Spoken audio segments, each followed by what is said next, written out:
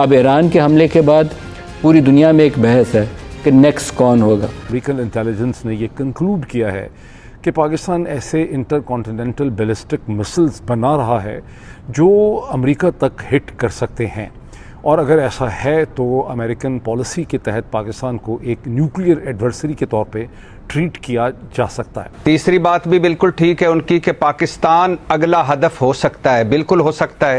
लेकिन ये इंटेलिजेंस जो रिपोर्ट्स आती हैं आलमी मंजरनामे में, फिर तब्दीलियां किस तरह आती हैं? पाकिस्तान नेक्स्ट टारगेट हो सकते हैं। अगला हमला पाकिस्तान पे होगा, उसके लिए पूरा माहौल तैयार किया जा रहा है। पहले अमेरिका में फॉरेन अफेयर्स पर खबर चलाई गई। आज पाकिस्तान के हवाले से खबर, क्योंकि वो बुनियादी तौर पर एक अमरीकी जरीदे में और बहुत बड़े अमरीकी जरीदे में शाया हुई है जो पाकिस्तान के बैलिस्टिक मिसाइल प्रोग्राम से मुताल्लिक है। सैकड़ों ट्विटर हैंडल ऐसे हैं जिन पे इसके हवाले से बहस हो रही है, उसमें कुछ पाकिस्तानी ट्विटर हैंडल भी हैं। सो वो कहते हैं Pakistan uses its nuclear arsenal to for a cross border terrorism. ये दहशतगर्दी क्रॉस बॉर्डर के तौर पर इन्होंने रखी हुई है। गाजर खिलाई, अभी खिलाई, चॉकलेट खिलाई। डोनाल्ड ट्रंप से जो मुलाकात हुई व्हाइट हाउस में, अब लाठी दिखाने का टाइम है। $30 ट्रिलियन के जो रिजर्व्स हैं वो आप लोगों के यहाँ जो है वो डिस्कवर किए गए। जो किस तरीके से पाकिस्तान के बारे में और पाकिस्तान के जो वो हैं आईसीबीएम्स के हवाले से जो बात कर रहे हैं कि ये पाकिस्तान जो है वो बना रहा है, और ये कि ये मुमकिन तौर पर अमेरिका के लिए खतरा हो सकता है। अब ये दिखाना चाह रहे हैं कि पाकिस्तान को हम एक एटमी मुल्क की तरह समझ रहे हैं, शुमाली कोरिया की तरह। नमस्कार दोस्तों, बात जब अपने पर आती है तो पता चलता है कौन खुद कितने पानी में है। पाकिस्तान का हाल भी अब यही है।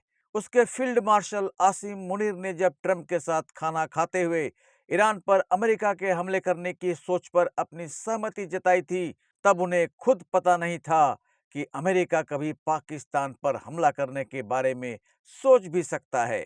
जी हाँ, अब नौबत यहाँ तक पहुँच चुका है कि पाकिस्तान डर से कांप रहा है कि अमेरिका, जिसके कहने पर पाकिस्तान उठता बैठता है, वो अब पाकिस्तान पर हमला करके पाकिस्तान को तबाह करने के बारे में गंभीरता से सोच विचार कर रहा है। तो आगे बढ़ने से पहले निवेदन है, सब्सक्राइब करके कमेंट में लिखना जय हिंद। दोस्तों, ईरान पर हमला करने के बाद पूरी दुनिया यही सोच रही है कि हो न हो ये पाकिस्तान ही है जिस पर बम बरसाकर अमेरिका पाकिस्तानी परमाणु संयंत्रों को तबाह कर दे। अमेरिकन इंटेलिजेंस को ये पता लग चुका है कि चोरी चोरी पाकिस्तान चीन की सहायता से आईसीबीएम अर्थात इंटर कॉन्टिनेंटल बैलिस्टिक मिसाइल बना रहा है या फिर बना चुका है, जो अमेरिका तक जाकर अमेरिका को ही हिट करके तबाह कर सकता है।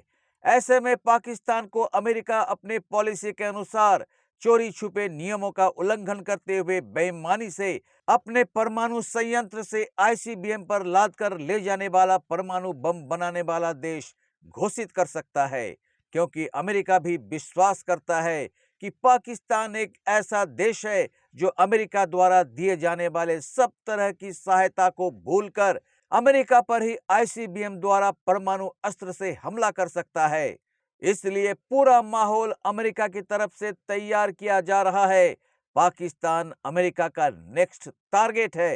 पाकिस्तानी मीडिया भी खुद कह रही है कि अगला हमला होगा पाकिस्तान पर ही।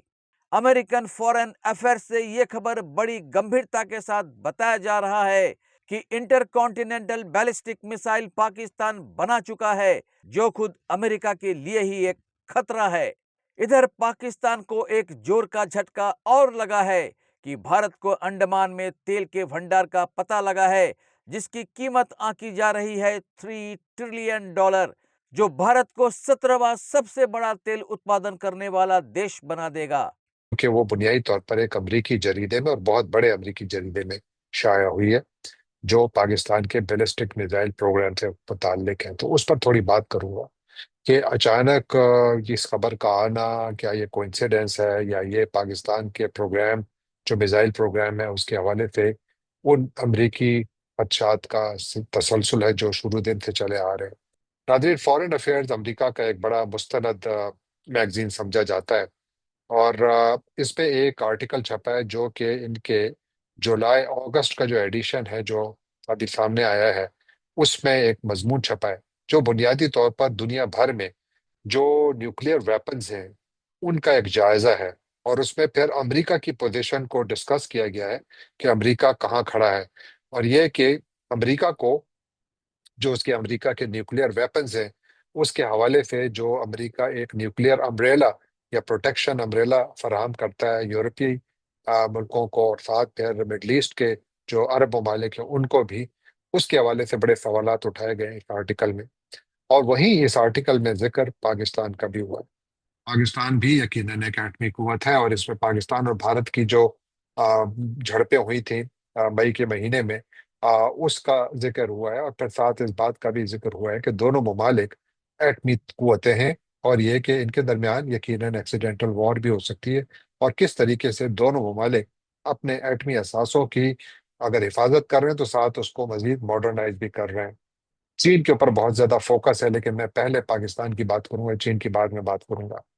पाकिस्तान के हवाले से इसने लिखा है कि पाकिस्तान जो है वो ये दावा कर रहा है, ये मैगजीन फॉरेन पॉलिसी, और जिसको इंडियन मीडिया में ये खबर आज हर तरफ फैली हुई है कि Pakistan inter continental ballistic missiles develop कर रहा है।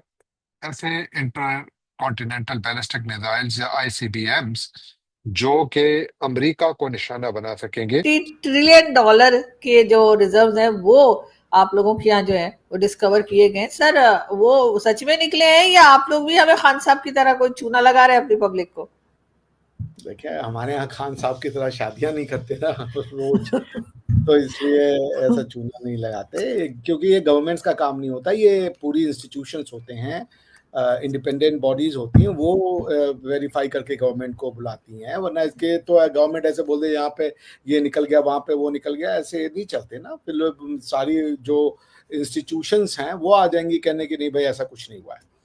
तो इस जब गवर्नमेंट के पास फाइनल हो जाता है कि हाँ अब एक अच्छा प्रोस्पेक्ट है और ये फायर पाया गया, तो मुझे पता है कि आप जिसकी बात कर रही हैं वो गयाना के साइज का जो है वो अंडमान सी में वो मिला है। अभी ऑन द वर्ज है, but there are high chances कि वो जो है ऑयल जो डिपॉजिट्स हैं उनको वहां से एक्सट्रैक्ट किया जा सकता है। So it's a good thing. अब ये कि आप इसको कह ये झूठ बोल रहे हैं, तो आई सिंपली डाउट दैट, क्योंकि नहीं मैंने कहा कि झूठ बोल रहे हैं, नहीं सर प्लीज, मैंने ये नहीं कहा झूठ बोल रहे हैं। मैं आपसे यही पूछ रही हूँ कि इसमें कोई डिटेल आपको पता है कि कहाँ तक जो है वो गवर्नमेंट ने इसको बताया है या प्रूव किया है या कहा है कि हाँ ऐसा हुआ इसलिए कि हमारे यहाँ तो आपने देखा खान साहब ने कहा, लेकिन उसके बाद आगे कुछ नहीं हुआ। देखिए ये जो है ना, मेरे ख्याल से अगर मैं गलत नहीं हूँ तो हरदीप सिंह पुरी साहब हैं पेट्रोलियम मिनिस्टर, तो उनको कोट करके बोला गया है। तो I have absolutely no doubts कि ये बिल्कुल सही है। और उन्होंने कहा कि जो अंडमान में जो ये साइज है वो गयाना जो कंट्री है, अब गयाना का कितना एरिया है मुझे पता नहीं है, तो वो उसके हिसाब से फिर इंडिया जो है ना वो 17वां ऑयल रिजर्व के मामले में वो हो जाएगा। तो it's a big achievement big achievement का ये तो कोई पर्सनल चीज तो है नहीं, ये मतलब ये तो नेचुरल फिनोमिना है। तो गयाना इज अ काफी ह्यूज एरिया, मतलब 2 लाख स्क्वायर किलोमीटर का कंट्री है Guyana. It's not a small thing, it's small place, it's a big country. तो अगर गयाना के साइज का मिला है oil field, it's a big thing. तो इट विल, जो कहा जा रहा है कि 11.6 billion barrel oil and gas जो है वो इसमें है, और गयाना का जो रैंकिंग है आज की डेट में वो 17th है। तो समझिए गयाना जितना बड़ा अगर हमारे पास मिल जाए तो इंडिया की रैंकिंग तो और भी ज़्यादा इम्प्रूव हो जाएगी।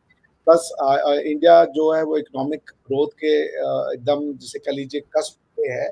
तो India needs to have energy security, India needs to have as many energy reserves, energy resources जितना पॉसिबल हो, ताकि हम इसको जो है वो एक्सप्लॉइट करते रहें अपनी इकोनॉमिक ग्रोथ को।